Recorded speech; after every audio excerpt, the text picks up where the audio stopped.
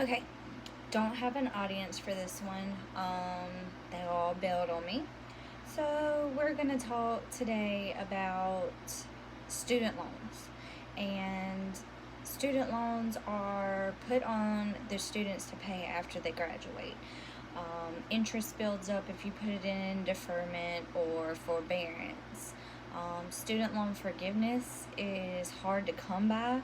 If you're a teacher, your student loan forgiveness is forgiven faster.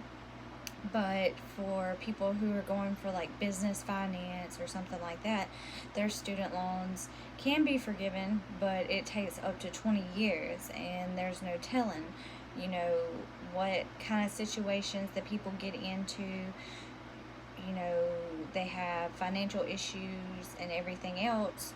So we should start petitions to get, student loans forgiven faster.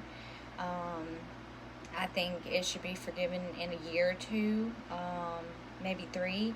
They do have a program where it's based on your income, depending on how much you make, is how much you have to pay back. They have different types of programs for people who have student loans, but like I said, it takes 20 or more years to get it forgiven, and by then interest is built up. Some people can't afford the payments and stuff like that. So what do we do? What can we do?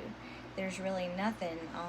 They did have a government program at one time to where the student loans were forgiven. You paid a certain amount of money, and after a year it went away. You didn't have to pay no more. All was forgiven. Now they don't really have programs like that. It's just pay it or let the interest build up, and then it goes on your credit and it hurts your credit score. So we're trying to find ways on how to up the time for the student loan to be forgiven. Most people have families to take care of. They forget about it, or, like I said before, just plain can't afford it. The government these days is more worried about health care and all this stuff, which you can't afford either. So they are less likely to forgive a student loan than they are anything else. And then after time, it goes on your credit, it runs your credit score down, and it just hurts people all around. So if petitions were started and gotten to the right people, I think that it would be able to be forgiven sooner. So if more people came together on the issue, maybe they would forgive it in a year or 2 or 3 instead of 20, 30 years from now. And people wouldn't have to suffer, and they could take care of their families like they needed to and get their degrees.